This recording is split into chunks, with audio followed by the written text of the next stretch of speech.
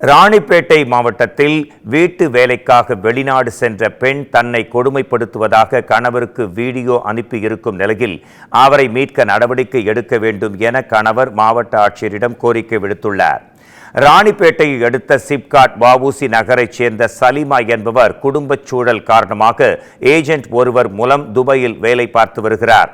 இந்நிலையில் கடந்த 8 நாட்களுக்கு முன் சலீமா தன் அருணை தொடர்பு கொண்டு தான் வேலை செய்யும் இடத்தில் தன்னை துன்புறுத்துவதாக தெரிவித்திருக்கிறார். இதனால் அதிர்ச்சி அடைந்த அருண் இது குறித்து மாவட்ட ஆட்சியர் அலுவலகத்தில் புகார் அளித்து தன் மனைவியை மீட்டு கொண்டு வர வேண்டும் என கோரிக்கை விடுத்தார்.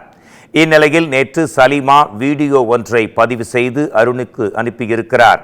அதில் தனக்கு உடல்நிலை சரியில்லை என்றும் தன்னால் பணியாற்ற இயலவில்லை என்றும் தன் செல்போனை பறித்து வைத்துக் கொண்டு சிலர் தன்னை அடித்து துன்புறுத்துகின்றனர் என்றும் தெரிவித்துள்ளார்.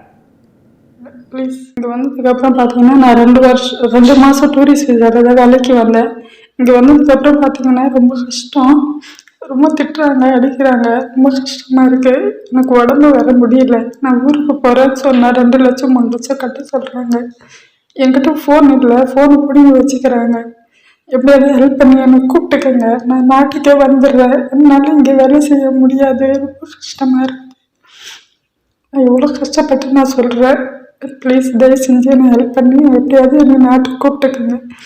என்னால் வேலை செய்ய முடியல, சாப்பாடு இல்லை, தண்ணீர் இல்லை. எப்போ பார்த்தாலும் திட்டுறாங்க, அடிக்கிறாங்க, அசிங்கப்படுத்துகிறாங்க, அவமானப்படுத்துகிறாங்க. என்னால் முடியாது. தயவு செஞ்சு என்னை எப்படியாவது காப்பாற்றி கூப்பிட்டுக்குங்க. ப்ளீஸ் ப்ளீஸ் தயவு செஞ்சு என்னை ஹெல்ப் பண்ணி எப்படியாவது என்னை நாட்டுக்கு. அவர் கண்ணீர் மல்க அனுப்பியிருக்கும் வீடியோவை மாவட்ட ஆட்சியருக்கு அனுப்பியிருக்கும் அருண் மாவட்ட ஆட்சியர் அலுவலகத்திற்கு தன் மகனுடன் வந்து தன்னுடைய மனைவியை மீட்டுத்தர வேண்டும் என மீண்டும் ஒரு மனுவை வழங்கி கோரிக்கை விடுத்திருக்கிறார். இச்சம்பவத்தால் அப்பகுதியில் பெரும் பரபரப்பு நேரிட்டுள்ளது.